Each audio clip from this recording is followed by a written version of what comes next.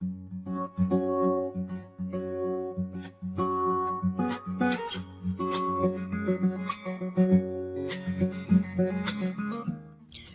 fato que os seres humanos já causaram e ainda causam impactos enormes na natureza.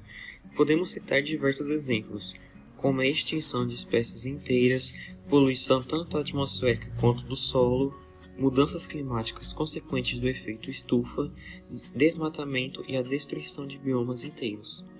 As consequências disso são nitidamente vistas e sentidas de todos os cantos do mundo, como o derretimento das geleiras, o aumento da temperatura geral do planeta, erosões e deslizamentos, tempestades monumentais e o desaparecimento de diversas espécies, tanto da fauna quanto da flora.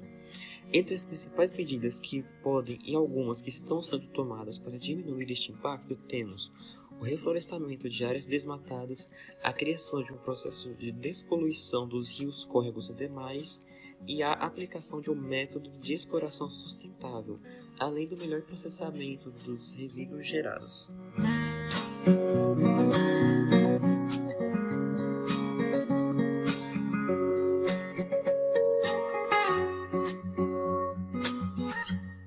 Nosso trabalho é sobre desmatamento.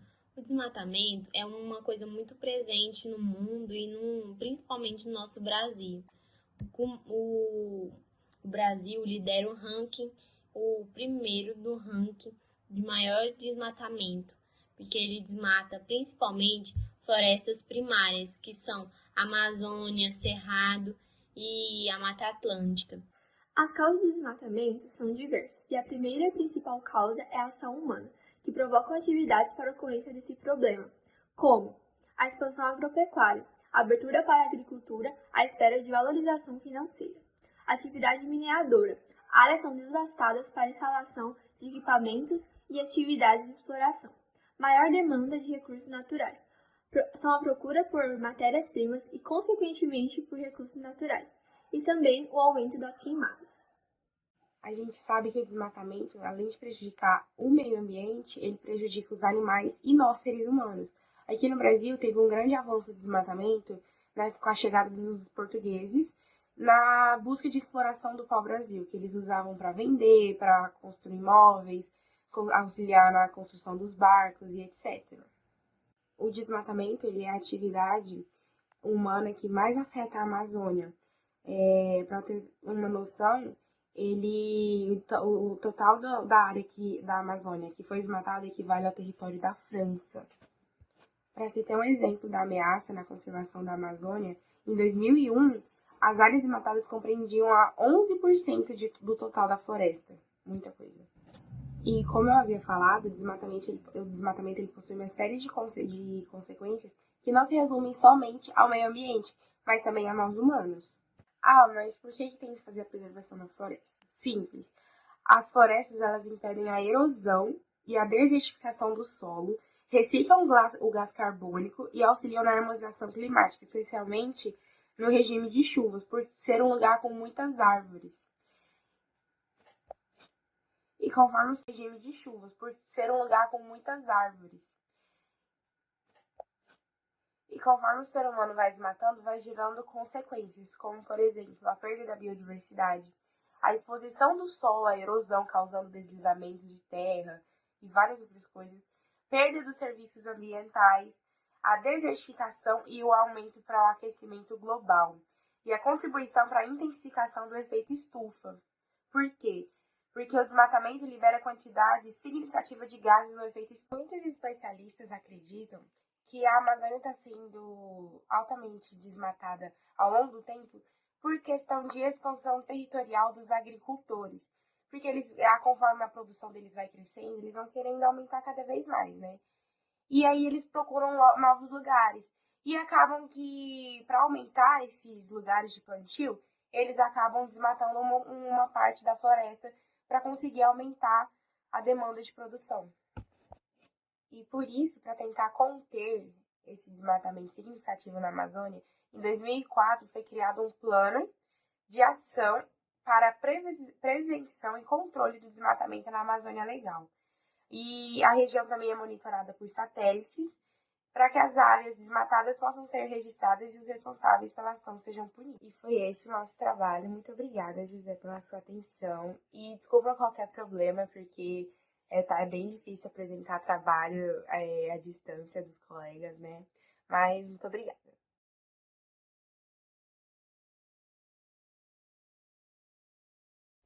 Ações antrópicas negativas para o meio ambiente.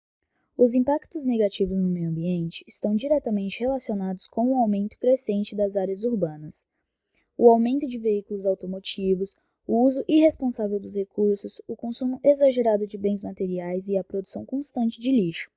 Percebemos, portanto, que não apenas as grandes empresas afetam o meio. Nós, com pequenas atitudes, provocamos impactos ambientais diariamente. O homem é responsável por uma série de impactos ambientais que afetam drasticamente o mundo em que vivemos. Os problemas mais comuns estão relacionados ao consumo de recursos naturais e produção excessiva de resíduos, o que resulta na destruição de habitats, poluição e escassez de substâncias essenciais para a vida, como a água. Uma das consequências mais conhecidas dos impactos causados pelo homem é o aquecimento global, resultante da emissão de gases associados ao efeito estufa. A queima em larga escala de petróleo, carvão e gás natural para gerar combustível e eletricidade é um dos principais causadores do que pode ser o mais grave dos problemas ambientais enfrentados pelo planeta. Entre as consequências mais graves do aquecimento global, podemos destacar a extinção de diversas espécies, alteração na frequência e intensidade das chuvas, ondas de calor, crescimento de regiões desérticas, elevação do nível do mar e intensificação dos fenômenos meteorológicos. A indústria, bem como a maioria das formas de transporte, solta resíduos que são prejudiciais para os seres humanos, animais e plantas. Em altas concentrações, essas substâncias podem causar problemas respiratórios, além de prejudicar a atmosfera e produzir chuva ácida, que danifica o solo e a água, afetando plantas e organismos aquáticos. Outro tipo de impacto ambiental causado pelo homem é o descarte de resíduos provenientes de processos industriais, agricultura, mineração e das atividades domiciliares. Em geral, parte dos detritos vai parar nos rios, enquanto o restante se acumula em lixões e aterros. Em ambos os casos, o lixo contamina o solo e a água, afetando o consumo e as plantações. A atividade humana está relacionada a diversos outros impactos ambientais negativos, como a erosão, redução da biodiversidade, esgotamento de recursos e a poluição. Por conta disso, é necessário adotar atitudes sustentáveis e conscientes, que visam preservar a vida e minimizar a destruição do planeta. Com isso, o objetivo geral é contribuir para a mitigação de efeitos sobre a mudança climática e para a melhoria da gestão de recursos naturais por meio do aprimoramento de políticas públicas e de práticas de produtores rurais. Bom, o nosso trabalho é sobre a maior queimada que ocorreu na floresta amazônica no final do ano 2019, que matou milhares de animais que habitavam a floresta. Meu grupo é composto pelas alunas Eduarda, Maria Eduarda Marques e Mel Cristine.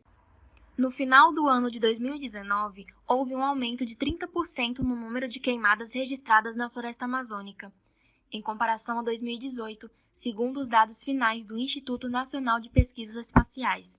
Foram registrados 89.178 focos no bioma, contra 68.345 no período anterior. Na década, 2019 foi o terceiro ano com o maior número de queimadas registradas, atrás de 2017, com 107.439, e 2015, com 106.438. Depois de duas quedas seguidas em setembro e outubro nos últimos 2 meses do ano, a Amazônia voltou a registrar alta, com destaque para dezembro, quando houve um aumento de 80% em comparação a 2018. Em 2019, 3 meses ficaram entre os que tiveram mais ou menos focos registrados desde 1998, quando o programa de queimadas começou a fazer medições. Março e abril tiveram os maiores números de queimadas no período, enquanto setembro teve o menor da série. O ápice de queimadas aconteceu em agosto, quando 30.901 focos foram registrados. As queimadas naquela ocasião geraram protestos em todo o planeta e levaram o presidente Jair Bolsonaro a manter as forças armadas para conter o fogo. Nesse caso, o dado de dezembro não foi publicado, mas em 2018 foram 43 mil quilômetros quadrados queimados, enquanto em 2019, até dezembro foram 70 mil quilômetros quadrados queimados, ou seja, um aumento de 63%. Isso é bastante crítico.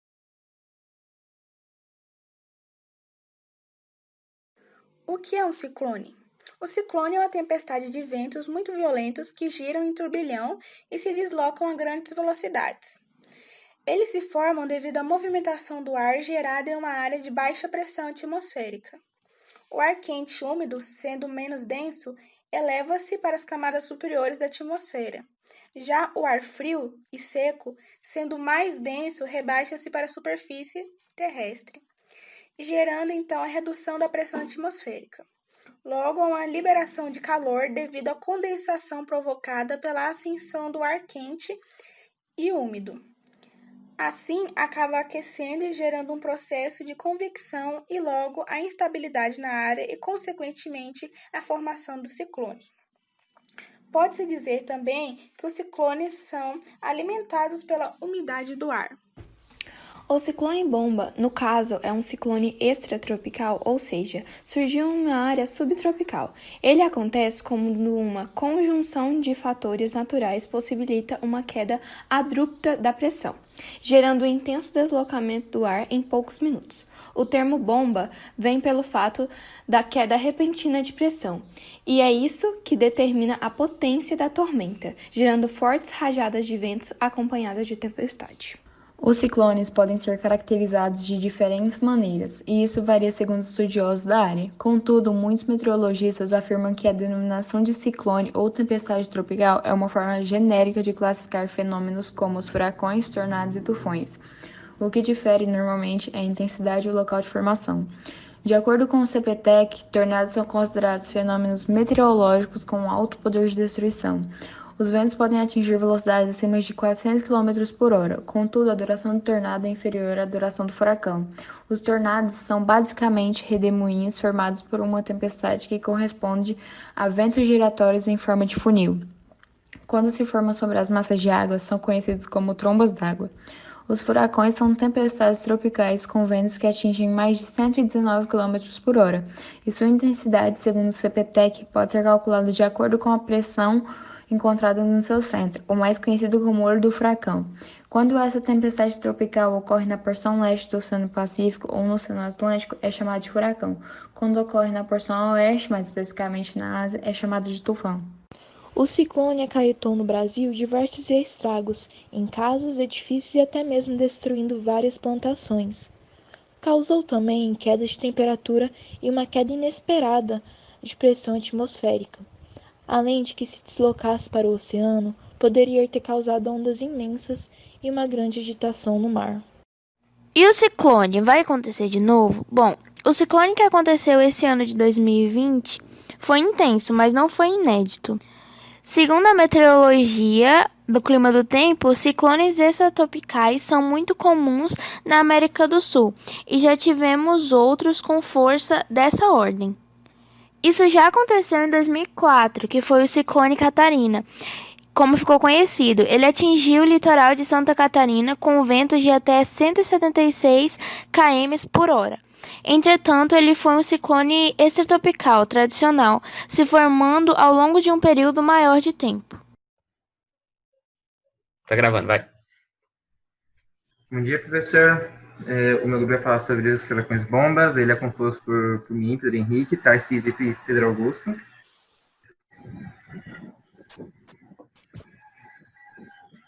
Eu vou falar como eles são formados. Eles se formam a partir de uma massa de ar quente que estava no Mato Grosso do Sul e no Paraguai, com outra de ar frio vindo da Argentina e da região ciclogenética. Foi resultado de uma queda muito alta da pressão do ar quente e isso deu força para a atuação da alta pressão da massa de ar frio. Oi, professor, aqui é o Tarcísio, eu vou falar sobre aquecimento global. O aquecimento global ele é resultante de ações humanas sobre a natureza.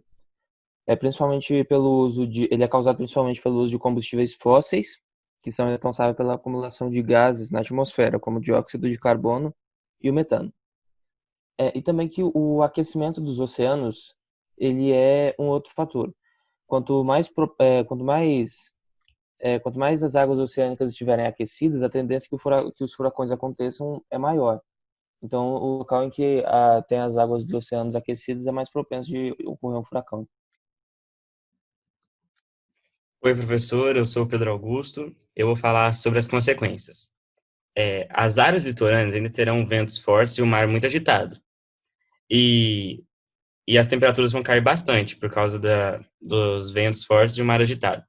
E a instabilidade atmosférica ocorre por causa da formação de nuvens e chuva intensa no início do ciclo.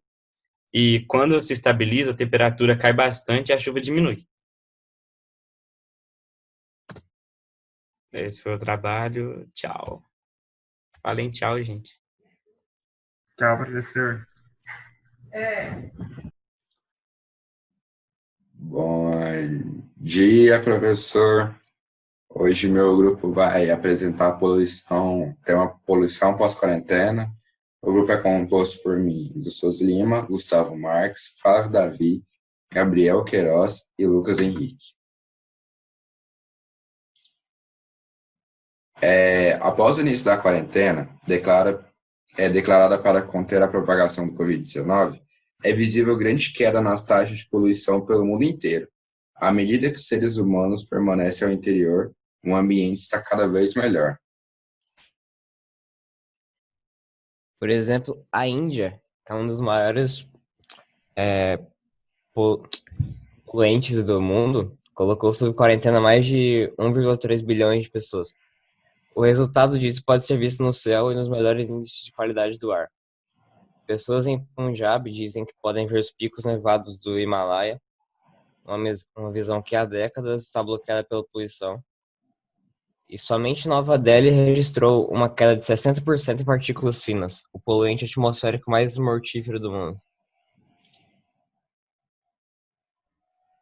A Itália, um dos países mais impactados pelo vírus, também se beneficiaram, mas foi em Veneza, uma das cidades turísticas mais movimentadas do mundo, que a mudança foi mais aparente. Com as gondolas atracadas e a menor movimentação, as águas dos canais estão mais calmas e menos turvas. Golfinhos, cisnes e cardumes voltaram a circular.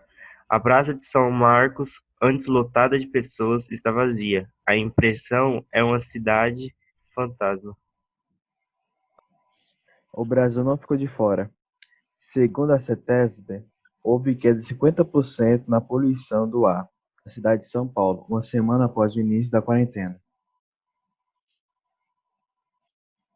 Apesar do raro vislumbre de beleza natural, como montanhas cobertas de neve e clareiras mais claras, os cientistas alertam contra a celebração de quaisquer benefícios a curto prazo da queda da poluição do ar, uma vez que os níveis se recuperam quando as restrições globais aumentam.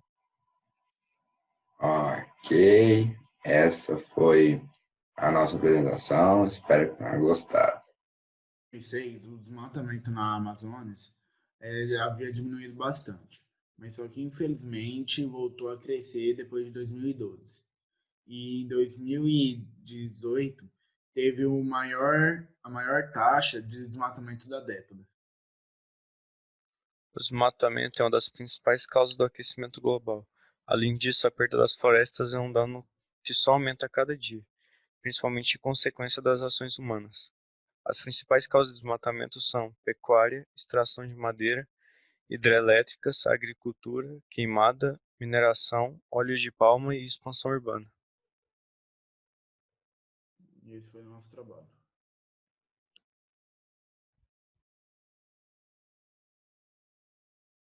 O Brasil é o quarto país que mais gera plástico no mundo. São Paulo, a cada ano, cerca de 10 milhões de toneladas de plástico chegam aos oceanos.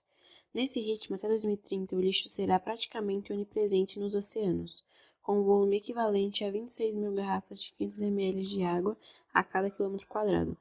As consequências do meio ambiente poluído são causas de grande preocupação, tanto para a conservação da biodiversidade como para o bem-estar dos seres vivos. A poluição pode acarretar em doenças destruição ambiental e alterações climáticas. Segundo a OMS, a cidade mais poluída do Brasil é Santa Gertrude, São Paulo. Vou falar também alguns fatos curiosos que você provavelmente não sabia sobre a poluição. Cerca de 700 milhões de japoneses bebem água contaminada. 2. Para cada 1 milhão de toneladas de petróleo extraído, 1 tonelada é derramada. 3. Respirar na cidade de São Paulo é como fumar 4 cigarros por dia. 4. Respirar o ar de Pequim por um dia é como fumar 21 cigarros. E se não tá bom? 5. Respirar o ar em Mumbai por um dia inteiro é equivalente a fumar 100 cigarros. 6. Os americanos apresentam apenas 5% da população do mundo, mas são responsáveis por 30% do lixo e 25% dos recursos do mundo. Segundo a OMS, Organização Mundial de Saúde, quase 90% da população urbana mundial respira o ar cujo grau de poluição está acima dos níveis de segurança. 8. Mais de 6 bilhões de quilos de lixo são despejados no mar a cada ano, e a maior parte desse lixo é composta de plástico. 9. A água contaminada é responsável pela morte de uma criança a cada 8 segundos. 10. A poluição do ar na China pode ser vista do espaço. Como resultado dessas ações humanas, todos os pontos do planeta têm registrado drásticas mudanças climáticas. Embora a situação seja preocupante, é possível diminuir esses efeitos nocivos para o meio ambiente, comprometimento com a conservação ambiental e as ações práticas, que podem ser adotadas para toda a população, como utilizar a bicicleta como meio de transporte, utilizar biocombustíveis, não jogar lixo nas ruas e plantar mais árvores. Tenha mais consciência, cuidando do meio ambiente, você também está cuidando de você.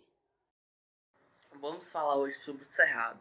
O Cerrado é encontrado principalmente na região centro-oeste, mas também faz parte de outros estados, como Bahia, Minas Gerais, Maranhão e Rondônia.